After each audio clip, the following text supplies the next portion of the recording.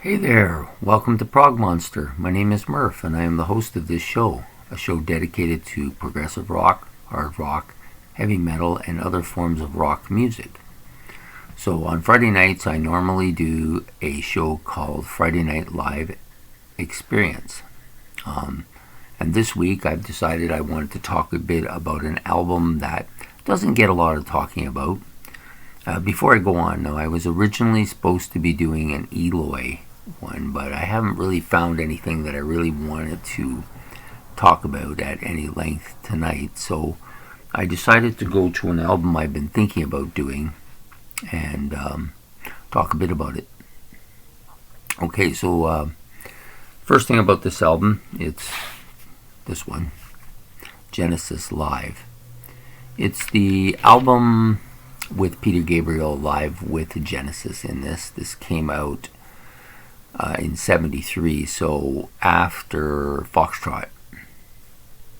So at that point in time, they had Trespass, Nursery Crime, Foxtrot. Now, they did have another album before Trespass, but it's not featured on the album, so I just decided to talk about those three particular things. So anyways, this was released July the 20th, 1973. It's about 46 to 47 minutes in length. It's on the Charisma label and produced by John Burns and Genesis. Of course, featured on this will be Peter Gabriel, lead vocals, flute, tambourine, and I believe he does some bass drum on this as well. Then you have Tony Banks, of course, plays the mellotron, Hammond organ, and what else does he do? He does, the Hofner pianette and 12-string guitars, as well as backing vocals too. Then you have Steve Hackett, who is the lead guitarist, and he actually sits during this entire concert, I believe. I've never actually seen that before, so... Mike Rutherford plays bass pedals, and 12-string electric guitar, as well as vocals. And then you backing vocals, that is. And then you have Phil Collins on drums, percussion, and backing vocals as well. This is the Phil Collins with the huge sideburns. Yeah, that was a big thing in that day. So, anyways, I kind of watched the video of the concert, and I actually listened to the album as well. Sorry, I'm getting a bit of a glare here. See if I can find an angle. There's one. So anyways, the concert took place, of course, in 1973. They played 5 tracks, all of them roughly about 8 minutes to 10 or 11 minutes long. Among their biggest songs of the day, Watchers of the Sky, Music Box, Get 'Em Out by Friday, those things. So anyways, the thing I like best about the music is it's really top shelf Genesis live here.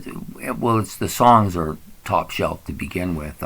Some really good instrumentation here, especially from Tony Banks and Steve Hackett. Now, I know people say that Steve Hackett kind of gets shuffled to the side here because of Tony Banks is wanting to dominate the lead part. But you know what? If you watch Steve Hackett playing on this, he just does some very, very incredibly well played lead parts. I just think that I think it's because of his style. He's such a quiet, kind of unassuming gentleman. Like, he's just a really nice man. But also on that is the style of guitar he plays is more quiet, more filled, little solos here and there, and really good stuff. But you don't really notice him as much just because he's not that flamboyant. But he is really a really good guitar player. I've grown to like him quite a bit as my music journey has continued. I think on this particular live set, I mean, he's got the big mustache and everything, but he just is like so good here, like just hitting those solo parts just like top, really, really well stuff. It's not that flamboyant windmill stuff that you see from Pete Townsend, or some real like shredding type guitar that you'll see with heavy metal. But he just is like right on here with his little solo bits. I also think Phil Collins is quite good on this album as well. He may be the most dominant player of the ones on the in the concert. Like, I think he sounds out more. The other guys, Hackett, Rutherford, they tend to be more. They tend to be a little bit further back. Tony Banks a little more up, but I think Phil Collins is front and center. And, you know, he doesn't get enough credit for the kind of drummer he is. I mean, he's taken some heat for, you know, that Led Zeppelin fiasco, which, I mean, he contributed to it. But at any rate, I still think Phil Collins is one of the more underrated drummers. Really, really solid skill, I think he has. And, of course, Tony Banks, you know, another guy. The whole band is fairly underrated musically, which is unfortunate because I think they're all exceptionally good talent. Tony Banks has some great Hammond organ bits on this particular concert, just fantastic. And then, of course, we haven't even talked about Peter Gabriel, who may be the most dominant character in the band, definitely the leader at this point. The showman, the organizer, the stage presence. He just is like one of those guys who just has an ability to create stuff that other people wouldn't think to do. You know, he just is, that's the way he was. He was like that at the beginning. He's continued that way. Very creative, very good lyrics. Like, just everything he does, I think, is just really top shelf. I actually believe he might be the best. I think he's probably my favorite front man. It's between him and Ronnie James Dio as a singer of the front of a band. I just really think he's great.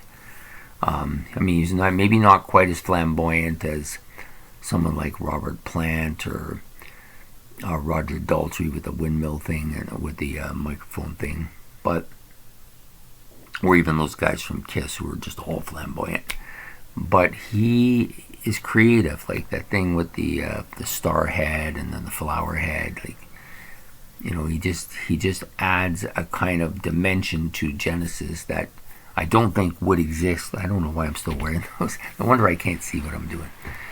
I think he just adds a dimension to Genesis that you just wouldn't see from any of the others. Now, Phil Collins is a totally different vocalist than him and added a certain kind of characteristic to the band that really helped them with the music they went on to do. But I still think Peter Gabriel is the guy for me. So, anyways, they did their rendition of Watcher of the Sky. I love that song. I think it's one of Genesis' best. Personally, I think it's their best song. And then, you know, of course, Music Box is like right there. Like those two, 1 and 2, right? Get 'Em Out by Friday is kind of a neat song, and it's nice to see them do it live here. I think it's really well done. And of course, a song that I think, well, the other two songs, the Return of the Giant Hogweed, I think it was probably the first Genesis song I ever really liked from this era of their music. And The Knife, I think, is just one of their heaviest tracks. So, I mean, they put out 5 really super songs here in this concert. I think it's just fantastic, you know. So, I don't know if you haven't listened to the album, give it a listen to. I don't think the concert is that great. I watched the concert. I don't think it's that great of a concert. But the only thing about it is that it's the only one that plays all these. And it's also the only one with all 5 of them. And all 5 of them are really good. And like, they're all musically really good here. But there's just it's not a lot.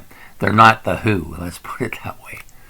But still a super band. And, you know, the kind of thing that saddens me a bit, and I'm sure that people have heard this before, is that You know, all 5 of these guys are still alive. They are. If you think about all the other bands that you love to listen to, somebody's gone. Somebody's missing. Somebody, you know, they can't ever produce what they produced at the time because at least one of the members is gone. Well, these guys are all still around. It really would have been nice to have one last concert with them, all 5 of them. You know, Steve Hackett included. You know, all 5 of them put on one last concert, play all of that stuff that they became well known for. You know, and let Phil Collins do a lot of the singing too. Like, let him and Peter Gabriel do the singing as well.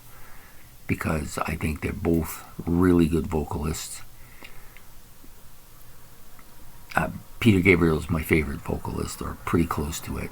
But Phil Collins is one of those guys, he can just belt them out.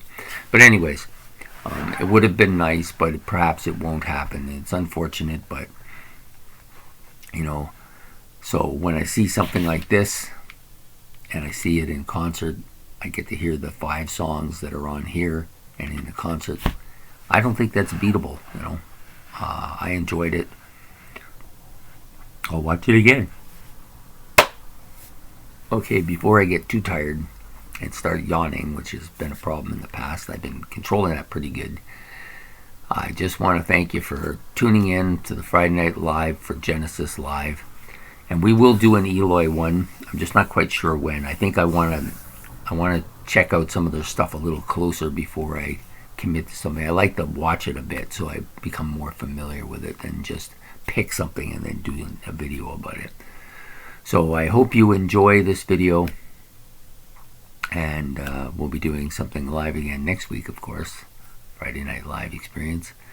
So please like and subscribe, and tell me what you like about Genesis, and what do you like about this. If you've heard it before, what do you think of it?